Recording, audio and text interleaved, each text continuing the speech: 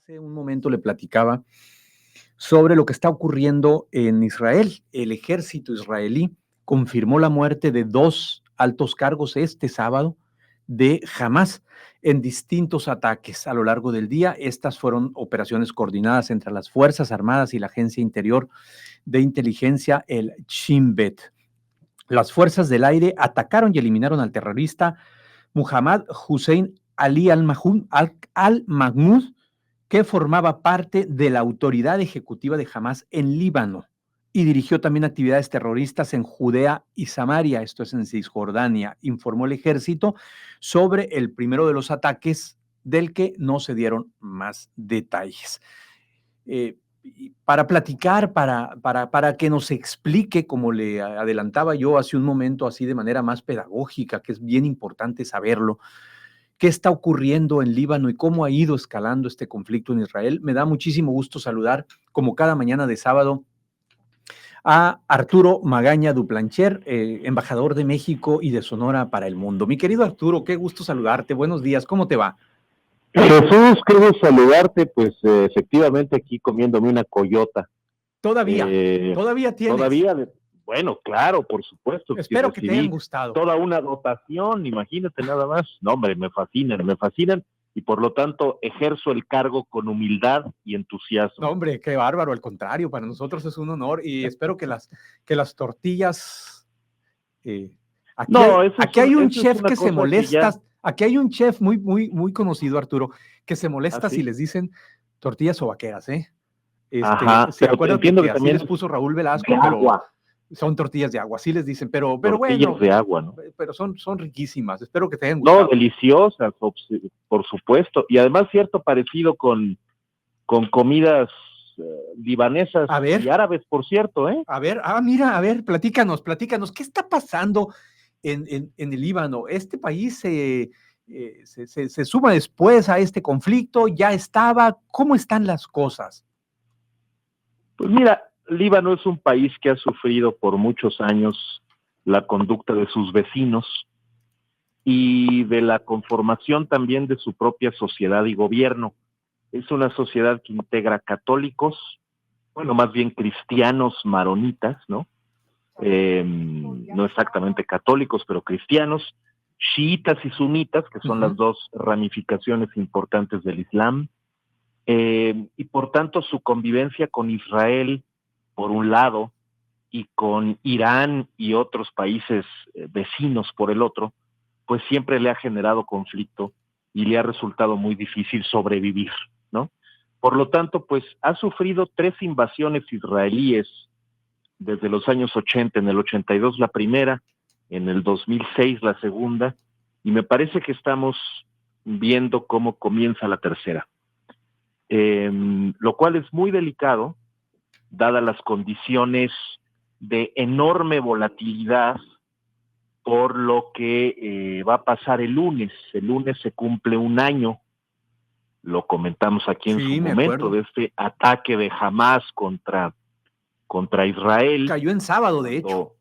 Cayó en sábado, sí. Asesinó a todas estas personas, capturó más de 200 rehenes, y luego vino la respuesta militar israelí que hasta el momento ha dejado pues cientos de miles de muertos, lo cual es impresionante. Desde el punto de vista de que en un año, pues la Franja de Gaza, Cisjordania, pues son territorios bastante menores en dimensión y en población que lo que representa, por ejemplo, el sur del Líbano, donde hoy día está el foco del conflicto. Y bueno, lo que pasó es que Israel también tiene muchas motivaciones para abrir nuevos frentes y para radicalizar el conflicto con Hamás. Y ahora con Hezbollah. Hamás y Hezbollah son milicias respaldadas por potencias regionales, como es el caso de Irán. Algunas de ellas comparten parte del poder en ciertos países. Justo te iba a comentar, Arturo, esos grupos armados también tienen brazos políticos, ¿no? Totalmente, sí. Hamás es parte del gobierno en Gaza y en Cisjordania, en Palestina. Es parte del gobierno palestino, si se quiere, y de gobiernos regionales en Palestina. Y por otro lado, Hezbollah también tiene congresistas y tiene una importante ascendencia política en regiones importantes en Líbano. ¿Y esto por qué? Bueno, pues porque es un fenómeno muy conocido por los mexicanos. Cuando el Estado desaparece, hay grupos armados que consiguen obtener la legitimidad suficiente de parte de la población, poniendo escuelas, poniendo carreteras, poniendo puentes, ayudando a la gente, entregando bienes de todo tipo y participando activamente en el gobierno de facto. Uh-huh. Esto luego ya en el Medio Oriente ya se convierte también en un gobierno de jure. Sí. Se vuelve más complicado porque es como si el Estado de plano entendiera que esa es la única manera de incorporar ciertos grupos. Bueno, pues es claro que también en la dimensión del Líbano y de Palestina, pues hay milicias como estas que están fuertemente armadas y que representan una amenaza para los intereses de Israel, porque pues como seguramente el público sabe, pues Irán es un país que ha decidido desde hace algunos años situar como objetivo prioritario de su política exterior la destrucción de Israel. Digo, así sin más, ¿no? Hay una plaza que se llama la Plaza Palestina, está en Teherán, tiene un reloj de cuenta regresiva diciendo ya falta menos para la destrucción de Israel, que va a ser en 2040, según los ayatolás. Sí, claro. ¿Van a cumplir con esa amenaza? Bueno, pues hay toda clase de especulaciones. Lo cierto es que Israel sintió que tenía que subir el nivel de combate contra estas milicias, sintió que Hezbollah estaba protegiendo a líderes de Hamas y hizo 2 ataques sin precedentes este mes que a todos nos enchinaron la piel. El primero, seguramente lo recuerdas, un montón de personas, un buen martes en la mañana en los mercados públicos, en las calles, en las plazas, les estalló el beeper, el pager, el walkie-talkie, y muchos de ellos quedaron deformes, mutilados, muy pocos muertos, pero muchos heridos. Y en realidad lo que hizo Israel fue interceptar la cadena de suministro y de apropiación, de compra de estos aparatos buscapersonas, para hacerlos explotar al mismo tiempo. En principio estas personas serían miembros de Hezbollah, pero la verdad es que muchas víctimas fueron víctimas pues que ni la debían ni la temían. Hubo niños y mujeres afectadas por esto y personas civiles que no tenían nada que ver con Hezbollah, pero le pareció que esa era una buena manera de atacar las bases de apoyo en el sur de Beirut, otras zonas del Líbano. Y luego lo que hacen es efectivamente bombardear Beirut con el objetivo central de matar a Hassan Nasrallah, que es el fundador de Hezbollah. Hezbollah es un grupo que se crea en los años 80, justamente cuando la primera invasión de Israel al sur del Líbano. El sur del Líbano es un territorio inmenso, montañoso, muy difícil de penetrar. Que es donde está el conflicto focalizado ahorita, Arturo. Sí, claro, y donde es fácil, digamos, para estas milicias esconderse y desde ahí lanzar ataques. Obviamente la respuesta frente a estos eventos por parte de Irán ha sido muy preocupante, porque pasó del envío de aquellos drones que vimos en abril y que pues, tardaban como 6 horas en llegar a Israel y que pues, todos lo esperaron ahí comiendo palomitas y simplemente diciendo, bueno, los vamos a detener con nuestro escudo antimisiles, esta cúpula de hierro impenetrable a los drones. Pues ahora ya son misiles balísticos que tardan pues mucho menos en llegar, cuestión de media hora. Y algunos de ellos realmente penetraron y consiguieron llegar a centros urbanos. Por suerte no hubo grandes víctimas, 1 o 2 me parece, para colmo de males de un palestino, fíjate que paradoja. Sí. Pero lo cierto es que ya estamos en una escala muy superior del conflicto porque involucra a las potencias regionales, a los dos países más militarizados de la zona, que es Israel e Irán, los dos ejércitos más poderosos de la región, desde luego, y las milicias no estatales más poderosas del mundo, que son Hezbollah y Hamas. Hezbollah, al parecer, tiene 100,000 efectivos. Digo, hay ejércitos que no llegan a eso. Y por otra parte, pues reservistas de a montón. Por lo tanto, pues sí, detrás de todo esto también está la mirada de Estados Unidos viendo cómo hacer para bajar las tensiones, pero que sigue obligado a mantener el apoyo a Israel, no solo para detener estos misiles, sino, por ejemplo, para atacar a otras milicias que son los hutíes en Yemen, y que también son chiitas y que también son respaldados por Irán, como estas milicias libanesas y palestinas, Hezbollah y Hamas. Por lo tanto, el conflicto se expande. Llega a Siria hace 2 semanas, llega a Yemen, y el riesgo es que se generalice en Medio Oriente y que todo se vuelva un poco una guerra proxy de los intereses más cercanos a Israel y a Irán, porque en realidad todo el mundo se posiciona detrás de uno o del otro. Esto también es una trampa, porque Israel está convirtiendo este tema en un tema de política interna fundamental para mantener la popularidad de Netanyahu. Netanyahu le estaba yendo muy mal en términos de popularidad, y caray, una guerra llega perfecto, ¿eh? Sí, y claro. Cuando es una guerra de estas dimensiones y con esta trascendencia, y además una guerra en donde casi que él está tratando de aprovechar la oportunidad que tiene única de hacer realidad pues el sueño dorado del extremismo israelí, que es todo el territorio palestino, agenciárselo de una manera o de otra, ponerlo bajo su dominio o área de influencia, como se dice, desde el río hasta el mar, es decir, desde el río Jordán hasta el mar Mediterráneo, ¿no? Netanyahu tiene 3 causas judiciales abiertas por la masacre en Gaza, y por lo tanto, pues ampliar el conflicto para ganar popularidad y salvar la cárcel, pues, suena bien.